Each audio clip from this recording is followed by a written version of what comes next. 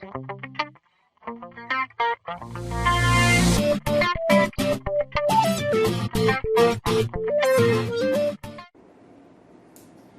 pessoal, tudo bem? Sejam então bem-vindos aí à nossa aula, às nossas primeiras aulas de cálculo, né? Bom, e a gente vai começar então as aulas de cálculo fazendo aí uma discussão sobre a introdução ao estudo dos limites de funções matemáticas. Bom, então assim, a noção de limite de uma função é uma noção assim bem intuitiva, né? Assim, as primeiras hipóteses que surgiram sobre o estudo dos limites é uma hipótese assim bem interessante, né? Que convergiam para o infinito de um valor muito grande ou muito pequeno, né? Só que a gente gostaria de saber para onde que esse valor converge, qual que é o número real que mais se aproxima dele. Bom, eu vou dar aqui para vocês alguns exemplos para a gente ter uma noção de limite. Ó, o primeiro exemplo é mais ou menos assim. Imagine você que eu pegue uma bola, deixe a bola cair e toda vez cair de uma altura h, né? E toda vez que a bola cai de uma altura h, ela sempre vai retornar a metade da altura. Então ela caiu de uma altura h, retorna a metade da altura, h sobre 2. Caiu de novo, volta a metade da altura, h sobre 4. Cai de novo, volta a metade da altura, h sobre 8, e assim por diante. Então o que acontece? Se nós colocássemos aqui, por exemplo, uma tabela, mais ou menos assim, ó.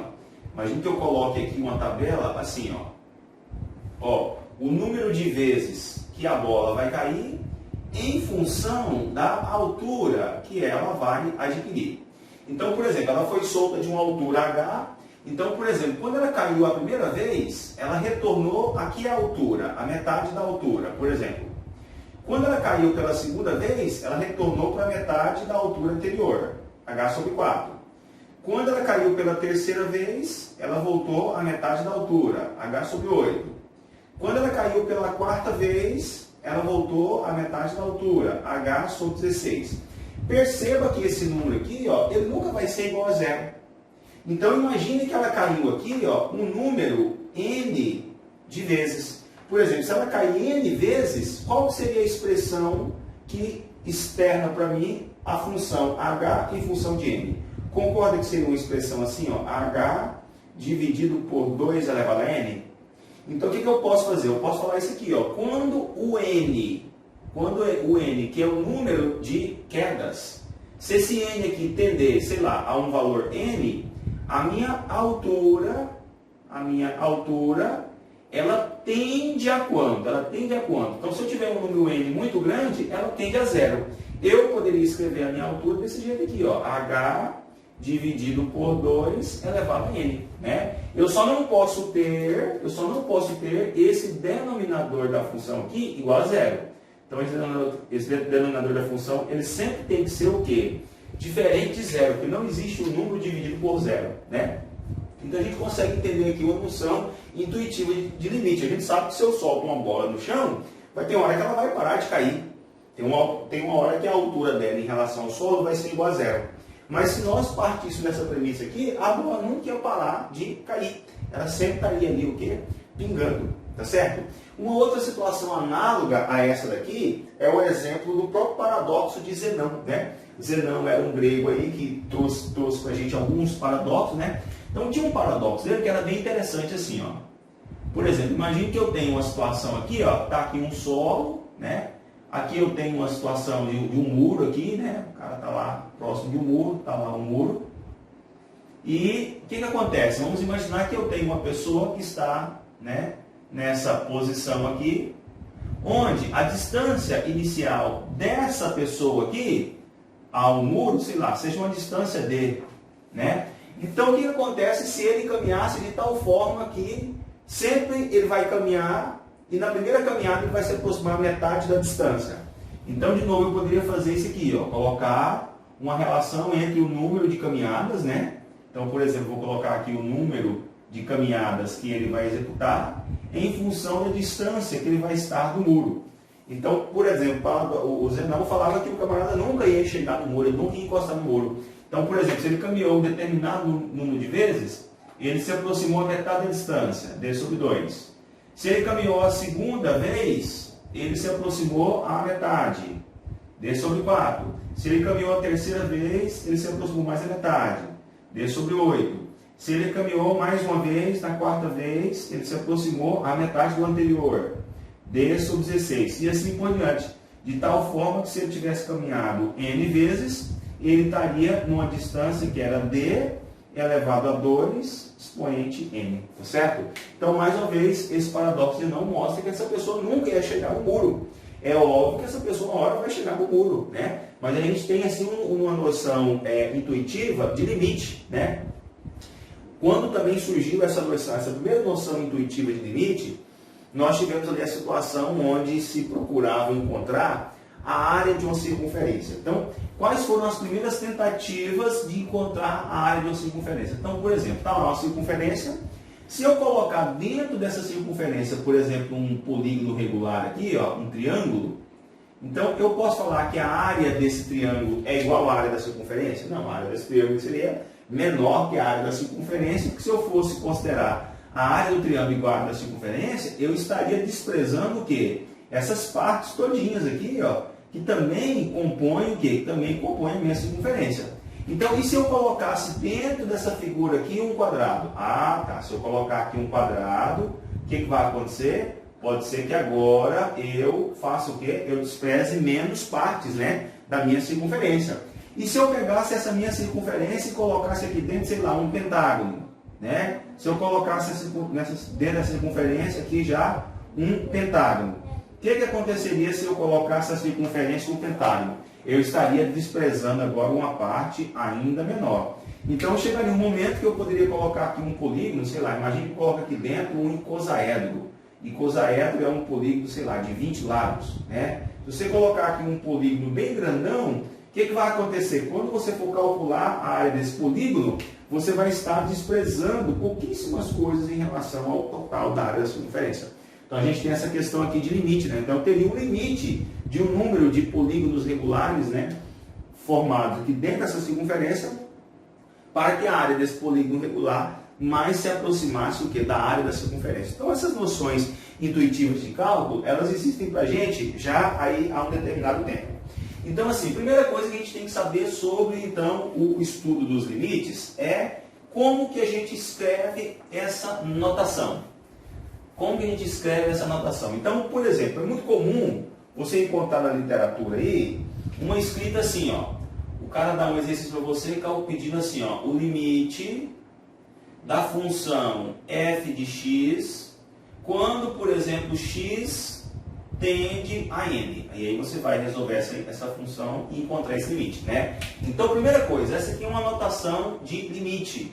Então, a primeira coisa que nós precisamos saber é ler essa notação.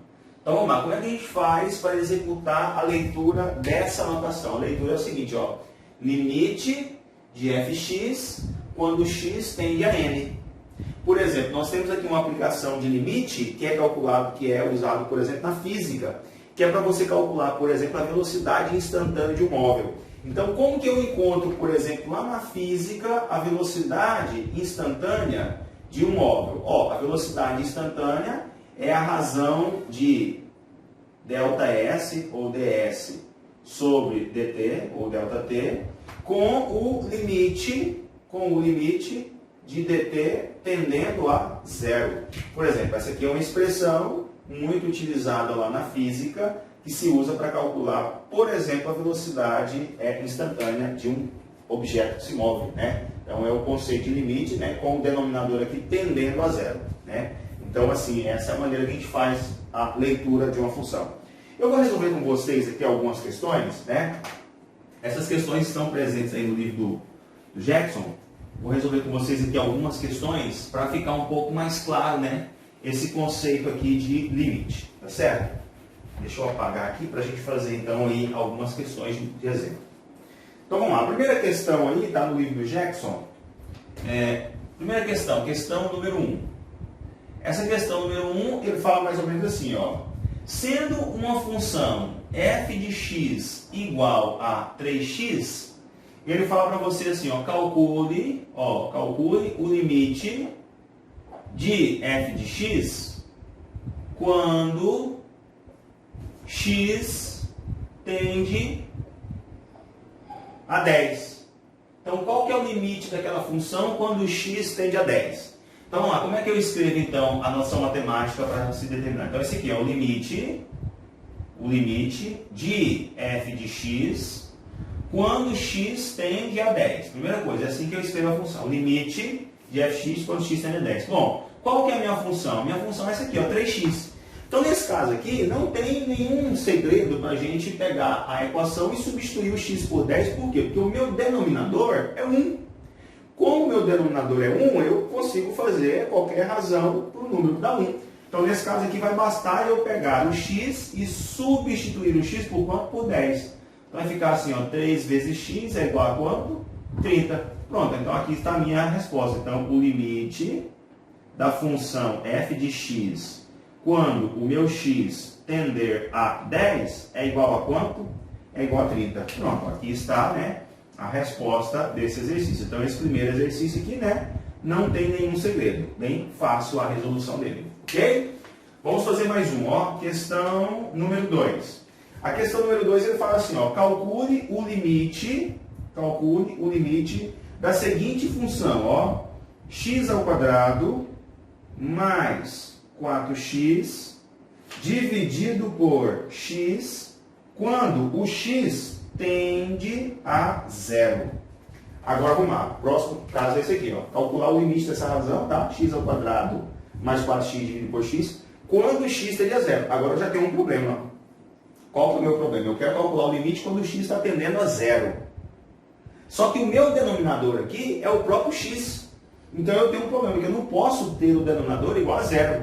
O que eu tenho que fazer com esse denominador? Eu tenho que desaparecer com esse denominador aqui de alguma forma. Então vamos lá, quando eu pego a minha função aqui, olha lá como é que está escrita a função. A função é essa aqui, ó, f de x é igual a quanto? Ó, x ao quadrado mais 4x dividido por x. Vamos ver se eu consigo sumir com aquele x do denominador. Ó, aqui em cima eu posso botar um x em evidência. Se eu botar um x em evidência, vai ficar assim, ó, x que multiplica quanto? Quanto é que eu tenho que multiplicar por x para dar x ao quadrado? É o x. Mais, quanto é que eu tenho que multiplicar por x para dar 4x? É o próprio 4. Então, aquela função de cima, x ao quadrado mais 4x, pode ser fatorada aquilo lá, ó, x que multiplica x mais 4. Opa, x que multiplica x mais 4. Está aqui, ó. Dividido aqui embaixo por quanto? Por x. Agora perceba, você tem um x multiplicando em cima ou embaixo, corta, né? Então a minha função foi reduzida a quanto? A x mais 4. Então pronto, ó, x ao quadrado mais 4x sobre x é equivalente a x mais 4. Pronto, então quanto que vale o limite? Quanto que vale o limite de x ao quadrado mais 4x dividido por x quando o x tende a 0. Você vai pegar aquela função e onde tem um x, você bota 0. Ó, se você botar aqui o x igual a 0, vai ficar assim, ó, 0 mais 4. Quanto é que vale 0 mais 4? Ora, 0 mais 4 é igual a 4. Pronto, ó, essa é a resposta. Então, o limite daquela razão, né? X ao quadrado mais 4x sobre x, quando o x tende a 0, é igual a 4. Só um momento, gente. É importante que quando vocês estiverem assistindo às videoaulas, vocês vão aí pausando os vídeos, né? Pausando o vídeo e tentando resolver para ver se você está tendo êxito aí na sua resolução. Tá certo? Vamos fazer mais um modelo aqui de exemplo, ó. Mais um modelo de exemplo. Questão de número 3 agora, ó. Questão de número 3. Vamos lá. A questão de número 3 fala assim, ó. Sendo f de x, ó, sendo f de x igual a x menos 1 dividido por x ao quadrado menos 1, aí ele fala para você, ó, calcule o limite de f de x quando o x tende a 1. Então vamos lá, calcular o limite dessa função quando o x tende a 1. Ó, quando eu olho para essa função aqui, ó, qual que é o problema aqui? O problema é o denominador. Perceba que o meu denominador, ó, é x ao quadrado menos 1. Se eu pegar a função do jeito que ela está escrita aqui, ó, x menos 1 dividido por x ao quadrado menos 1, então se eu pegar desse jeito e já botar aqui o 1 aqui embaixo, o que vai acontecer? Ó, 1 ao quadrado é 1. 1 menos 1, 0. O meu denominador pode ser igual a zero? Não, meu denominador não pode ser igual a zero. Então eu tenho que dar um jeito de simplificar essa equação para tirar esse denominador do jeito que ele está escrito ali. Tá certo? Bom, então vamos lá. Como é que eu consigo fatorar? Aqui embaixo eu tenho uma função do segundo grau, né? X ao quadrado menos 1. Como que eu faço então para reescrever essa expressão do segundo grau? Como é que eu faço para fatorar? Ó, aqui, matematicamente eu sei que está bem simples, né? Que ela tem duas raízes, pode ser o número mais 1 e menos 1. Então assim, a raiz aqui é mais ou menos 1, né? Então eu já sei que a raiz aqui é mais ou menos 1. Você poderia fazer simplesmente assim, sabendo a raiz mais ou menos 1, ou você poderia usar a expressão de Bhaskara, achar as raízes e escrever a equação de segundo grau de forma fatorada. Ó, deixa eu lembrar com você, se você fosse usar Bhaskara aqui, ó, ia ficar assim, ó, usando Bhaskara, ó, vamos encontrar primeiro o delta. Ó, como é que você faz para encontrar o delta? O delta não é d ao quadrado menos 4ac? Esse é o valor de delta. Então vamos lá, ó. A minha função do denominador aqui, ó, é essa, ó, x ao quadrado menos 1. O termo b não está aparecendo, então porque ele vale zero. Então x ao quadrado mais 0x menos 1. Não é essa a função do segundo grau? Ó, o termo a está aqui multiplicando. Ó, o termo a é esse aqui. Ó. Ele não está aparecendo, mas ele está aqui multiplicando, é 1. O termo b é esse aqui, ó, que é o 0. E o termo c é o termo independente, que é aquele ali, ó, menos 1. Então vamos lá, vou encontrar aqui o delta. Ó. b ao quadrado, o b vale 0. 0 ao quadrado é 0. Então menos 4 vezes o a. Quanto é que vale o a? 1. Vezes o c. Quanto é que vale o c? Menos 1. Então aqui vai ficar assim, o meu delta é igual a 4. Então vamos lá, a raiz, terminando de usar a expressão de Bhaskara, assim, raiz é igual a menos b, mais ou menos raiz de delta, dividido por 2a. Não é assim? Então vamos lá, então as minhas raízes vão ser, ó, menos b, quanto é que vale o b? 0. Então 0, mais ou menos raiz de delta, o delta é 4, raiz de 4 é 2, dividido por 2a, o a é 1, 2 vezes 1, 2. Pronto, então eu vou ter duas raízes aqui, ó, x' vai ser o quê? Mais 2 por 2 é 1, e eu vou ter a segunda raiz, x duas linhas é igual a menos 2 por 2, menos 1. Então tá aqui, ó, você tem as duas raízes da função, mais 1 e menos 1. Então quer dizer que essa função aqui, ó, x ao quadrado menos 1, pode ser escrito dessa forma, ó, x menos a primeira raiz, menos 1, vezes x menos a segunda raiz, que é menos 1. Menos com menos, mais. Pronto. Ó. Então, se eu escrever x ao quadrado menos 1 dessa forma, é equivalente. Ó, esse número vezes esse número é igual a isso. Se quiser, você pode tirar a prova para conferir. Ó. Então, vamos lá. Então, a minha função vai ficar assim. Ó, f de x é igual a x menos 1. Então, vou colocar ó, x menos 1. Dividido por, aqui embaixo, ao invés de escrever a função do segundo grau, eu escrever a fatorada desse jeito. Ó. Então, vai ficar ó, x menos 1 vezes o quê? X mais 1.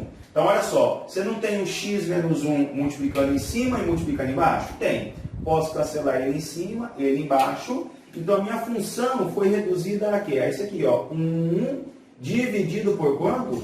Por x mais 1. Pronto, se você tem 1 dividido por x mais 1, dá para calcular agora o quê? O f de 1, né? Ele quer que x tenda 1. Então, se eu tivesse aqui, por exemplo, o f de 1, quanto que vale o f de 1? Você pega lá onde tem x, você bota 1. Então, vai ficar 1 dividido por x. Quanto é que vale o x? 1. 1 mais 1.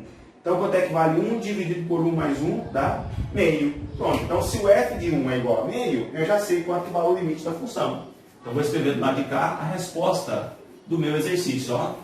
Então, vai ficar assim. Ó. A resposta do meu exercício é a seguinte. Vou escrever lá. Ó. Então, o limite de fx, você pode escrever assim, tá? Você pode escrever desse jeito assim. Ó. O limite de f de x, quando x tende a 1, é igual a meio, tá? Você pode escrever dessa forma a sua resposta. Ou, se você quiser, você também pode escrever assim, ó. Ao invés de colocar assim, tá, gente? Ao invés de colocar limite de f de x, onde tem o f de x, você pode escrever a própria função. Então, vai ficar assim, ó, o limite de x menos 1 dividido por x ao quadrado mais 1, quando x tende a 1, é igual a meio. Tudo bem, gente? Tá claro? Vão pausando o vídeo para vocês tentarem resolver. Vou fazer mais um para vocês aqui, o último dessa primeira parte da aula aqui, ó. Questão de número 4. Vamos fazer mais um aqui, a questão de número 4. Vou fazer com vocês aqui mais uma. Ó, a questão de número 4, ele fala assim, ó. Considerando uma função f de x igual a x ao cubo menos 8 dividido por x menos 2, ele pede para você, ó, calcule o limite dessa função f de x quando x tender a 2. Então vamos lá, como é que eu faço então agora para calcular o limite dessa função quando x tende a 2? Olha aqui o problema, ó. Eu tenho um denominador aqui que tem função de x. O meu denominador aqui é x menos 2. Se eu arrancar esse 2 aqui, ó, desculpa, arrancar esse x e botar 2, o que vai acontecer? Eu vou ter um denominador aqui que vai ser 2 menos 2. Quanto é que vale 2 menos 2? 0. Eu posso ter uma razão de algum número por 0? Não. Então o problema é o meu denominador. Eu tenho que desaparecer com aquele denominador. Ou então eu sumo com o denominador ou eu deixo o denominador de tal forma que não apareça o 2. Então aqui agora caiu um outro caso, que é um caso de divisão de polinômio, né? Eu tenho aqui em cima um polinômio de grau 3, eu tenho aqui embaixo um polinômio de grau 1, então eu vou ter que fazer uma divisão do polinômio para tentar fazer com que desapareça aquele x menos 2 aqui embaixo. Bom, para eu fazer a divisão de polinômio, a gente vai relembrar aqui um teorema que vocês devem ter visto lá no pré-cálculo, né? Ou até mesmo no ensino médio, que é o chamado Teorema de Breuil-Fini, né? Então, no Teorema de Breuil-Fini, a gente aprendeu a fazer a divisão de polinômio. Então, primeiro, um polinômio de grau 3 dividido por um polinômio de grau 1, olha aqui, ó, se fosse dividir assim de forma bem simplificada, ó, grau 3 por grau 1, quanto é que vale x ao cubo dividido por x? X ao quadrado. Então, quando você dividir o polinômio de grau 3 pelo polinômio de grau 1, você vai ter como resultado um polinômio de quê? De grau 2. Então vamos lá, vou aplicar aqui então o teorema de Breuil-Fini, né? Então vou escrever aqui, ó, teorema de Breuil-Fini. Teorema de Breuil-Fini. Bom, para quem lembra o teorema de Breuil-Fini, tranquilo. Quem não lembra, eu vou recordar com vocês aqui, ó. Então, primeira coisa, eu preciso ter a minha função completa escrita. Essa função que está no numerador é uma função de grau 3. Então, eu tenho que ter o terceiro grau, o segundo, o primeiro e o termo independente. Então, essa função aqui, ó, x ao cubo menos 8, eu poderia reescrever ela assim, ó, x ao cubo mais 0x quadrado mais 0x, agora o termo independente, menos 8. Concorda que isso é igual àquilo? Verdade, né, gente? Isso aqui é igual àquilo, porque 0 vezes alguma coisa dá 0, esses dois termos dá 0, vai ficar x ao cubo menos 8. Pronto, então está escrito aqui a minha função, né, de forma completa. Agora eu vou montar aqui, ó, o teorema de Breuil-Fini. Então vamos lá. Você faz uma divisória aqui assim, na horizontal, coloca um traço aqui. Aí você começa aqui com o denominador. Está aqui o denominador, ó. O denominador é uma função primeiro grau, x menos 2. Qual que é a raiz dessa função aqui de baixo? Da função x menos 2. A raiz é o x que você vai substituir para dar 0. Quanto é que você tem que botar x aqui para dar 0? 2. Então, a raiz aqui embaixo é o 2. Então, vou colocar aqui o 2 lá de cá. Pronto. Botei o 2 de cá. Agora, você vai colocar aqui os coeficientes da função que está no numerador. No caso aqui, a função do terceiro grau, que é essa aqui, ó. Então, vamos lá. O primeiro coeficiente, ó, quando não está aparecendo... Então, quando não está aparecendo, é o número 1. Então, vou colocar aqui o número 1, depois 0, depois 0, e por último, o termo independente, que é quanto? Menos 8. Agora, você faz o seguinte, ó. Escorrega esse número que está aqui, ó, 1, deixa ele cair aqui, ó, 1. Aí, você faz o seguinte, ó. Você tem que multiplicar ele por esse aqui. Você vai multiplicar ele por esse aqui. E vai somar ele com o posterior lá, tá certo? Então vamos lá, ó. Caiu 1 para cá, 1. 1 vezes 2, 2. 2 mais 0, 2. Pronto. Agora vamos lá de novo, ó. Aqui, ó. 2 vezes 2, 4. 4 mais 0, 4. E por último, ó, 4 vezes 2, 8. 8 menos 8, 0. Pronto, fechou o número. Quando você tiver fechado, esse último elemento que sobrou aqui, ó, é o resto da divisão. Então esse aqui é o resto.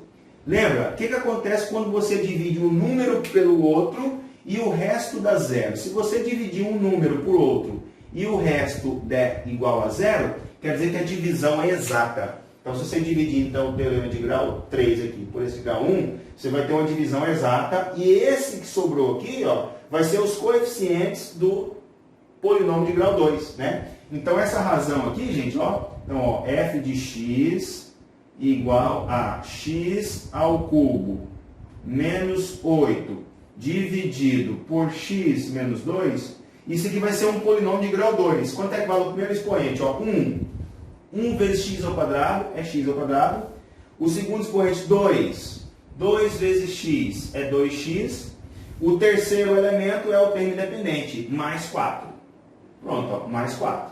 Então, beleza. Então, essa razão aqui da função de terceiro grau por primeiro grau vai dar aquilo lá. Se vai dar aquilo lá, olha que problema que eu resolvi. Ó. Eu tirei o denominador x menos 2. Agora, o que eu posso fazer? Calcular o f de 2. Então, vou calcular aqui a minha função f de 2. Ó. Calculando aqui o f de 2 vai ser assim. Onde tem um x, eu boto 2. Então, vai ficar assim, ó, 2 ao quadrado, mais 2 vezes 2, mais 4. Então, vai ficar ó, 2 ao quadrado, 4. 2 vezes 2, 4. 4 mais 4 mais 4. Vai dar quanto? 12. Pronto, 12. Então, quer dizer que o limite... Então, vou escrever minha resposta aqui. Ó, o limite da função f de x, que é aquela lá, né, o limite de f de x, quando o x tende a 2, quanto que vale esse limite quando o x tende a 12? Tende a 2? Vai dar 12. Pronto, ó, essa é a resposta do exercício. Ok? Bom, esse aqui é a minha resposta. Vou colocar aqui embaixo, por quê? Porque o f de 2, eu calculei, deu igual a 12. Tudo bem, gente? Ó, esse aqui foi uma questão que exigiu de nós relembrarmos aqui o teorema de Biot-Ruffini. Quem lembra o teorema de Biot-Ruffini, ótimo. Quem não lembra, tem que fazer uma pausa e voltar lá no pré-cálculo. Certamente vocês tiveram alguma coisa sobre esse teorema aqui, né? Ou pegar uma literatura e dar uma revisada, tá bom? Nessa aula eu vou ficar por aqui. A gente volta na próxima com mais resolução de exercício. Ok, gente? Um abraço, valeu, até a próxima.